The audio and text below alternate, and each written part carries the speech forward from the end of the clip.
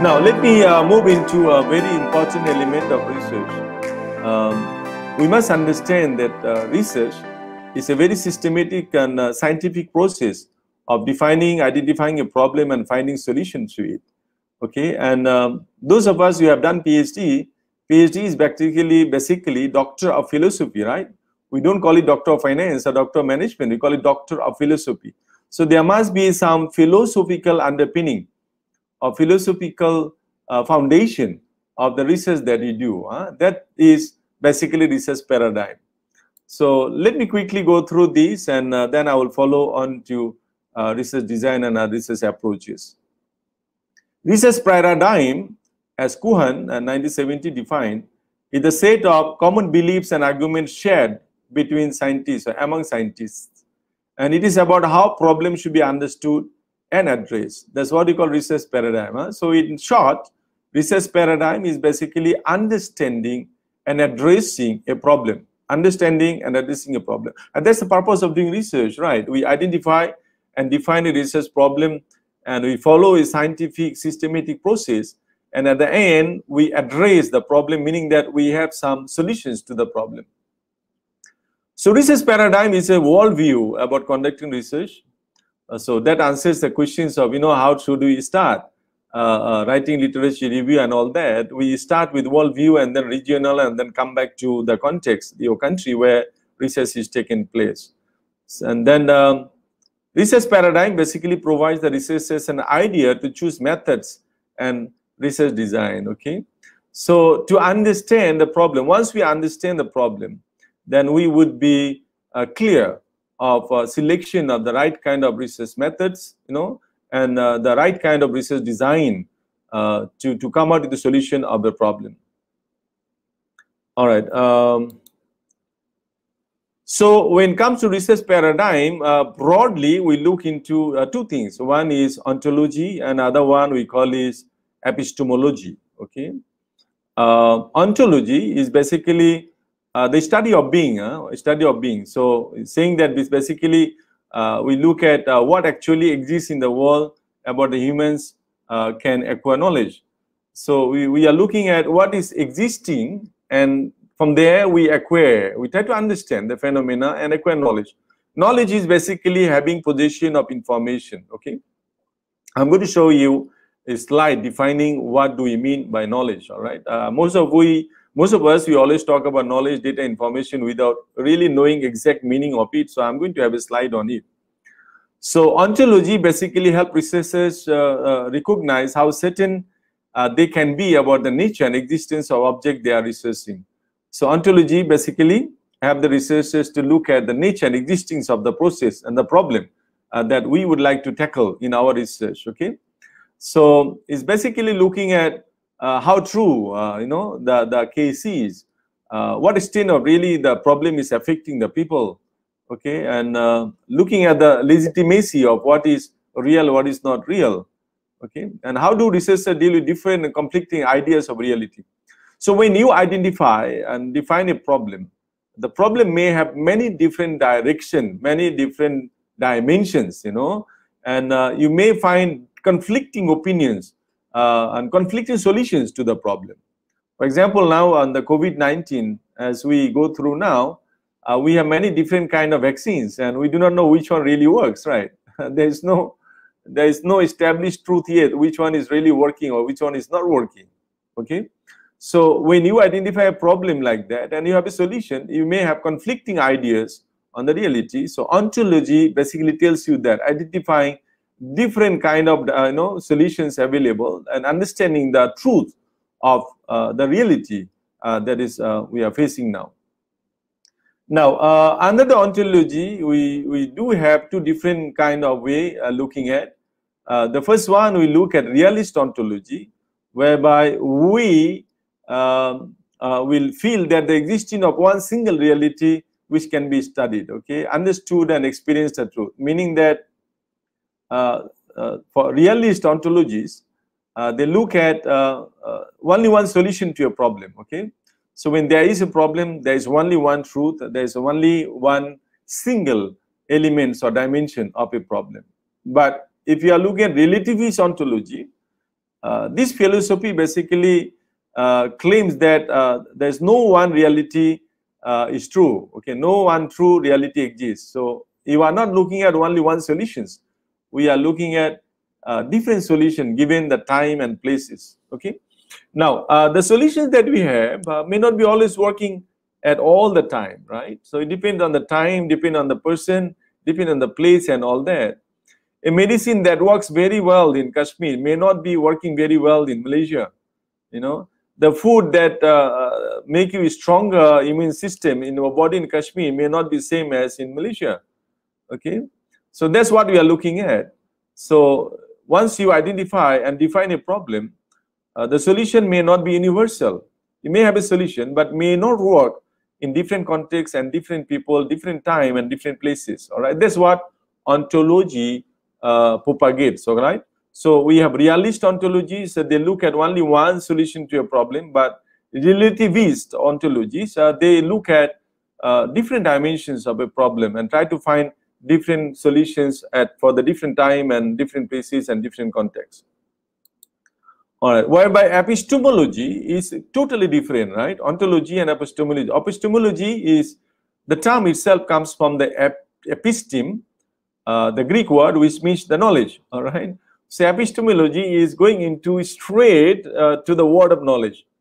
Meaning basically, the episteme describe how to know something or how to know the truth or reality. So now here is the process of knowing the truth. Ontology, just looking at whether the truth exists and that truth is one or more than, reality is more than one. But here is different. Here we are looking at the process of how can we understand what is happening, okay?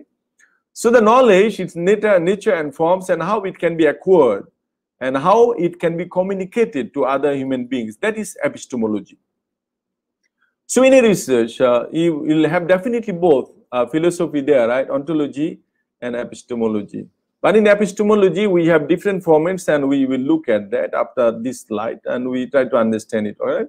So epistemology basically focuses on the nature of human knowledge and comprehension that the researcher can possibly acquire or be able to extend, broaden, and deepen the understanding of the field of research, and then communicate with other human beings in different parts of the world. Okay, so epistemology has deeper meaning. Researcher will try to understand the nature of the knowledge, existing knowledge, try to comprehend it, and then try to acquire it and possibly extend it, broaden it, and deepen it. All right, deepen understanding of it, and then after that communicate with some other people. So that's basically what we do in research, right? We start with identification and definition of research problem, and then we choose a research design, a research approach. Then we do literature review to understand the existence of knowledge, to what extent it is there. There's a need of verification, there's a need of extension, there's a need of modification and all that. All right, and then once we have the outcome of research, then we'll communicate with other human beings, other researchers that you do, okay? Now, that's how it goes. A research starts with ontology. So we are looking at what is the reality. So in ontology, I said there are two different groups, right?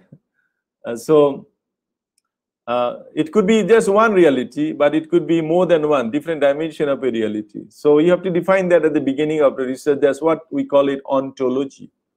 And then we follow on, we proceed on to epistemology. What and how can I know the reality of knowledge, right? So now in epistemology, you are looking at the process itself.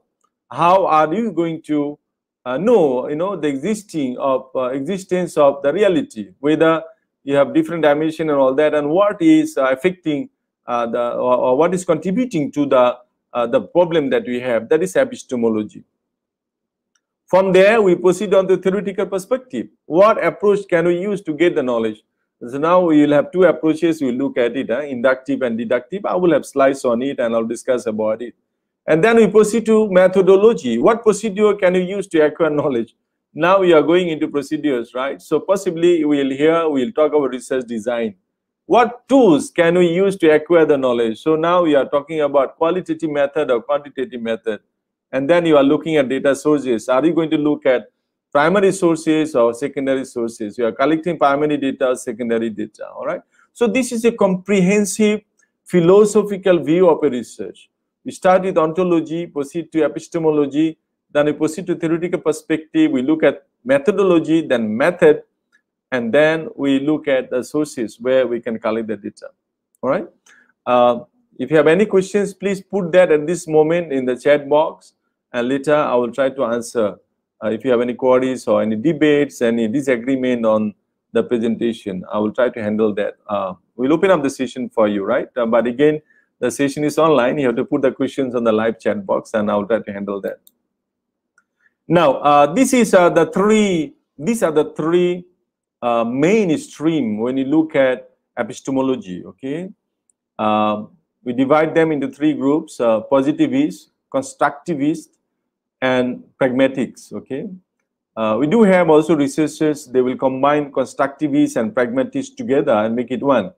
Okay, and positivists is just one. Okay, positivists believe that there is a single reality and which can be measured and known. Therefore, they are more likely to be quantitative methods to measure this reality, right? Because in the quantitative method, we collect the data, we will have a statistical method, we accept or reject hypotheses. So there's only one reality. We cannot go beyond that. But constructivists believe there's no single reality or truth. Therefore, reality needs to be interpreted, and they are more likely to use qualitative methods, okay, to get multiple realities. Okay, so that's what he said earlier, right? In ontology, either you have the single reality or you have multiple realities. So constructivists believe that there are multiple realities, okay? And pragmatists believe the reality is constantly renegotiated, debated, interpreted, okay? So here possibly we use combination of mixed method, combination of qualitative and quantitative research. So positivists, here we use quantitative. If it's constructivists, we use qualitative method, and with pragmatists, we will use mixed method research, which I have discussed earlier. Okay. Now, this slide is a very beautiful slide. It summarizes the philosophical foundation of a research. So, ontology, we are looking at what is the reality, all right? And then we have positivism oriented and we have interpretivism oriented, the two broader groups. Earlier, I've shown you three, but here, as I said earlier, many researchers believe there can be, combined, and so that's how they combine it.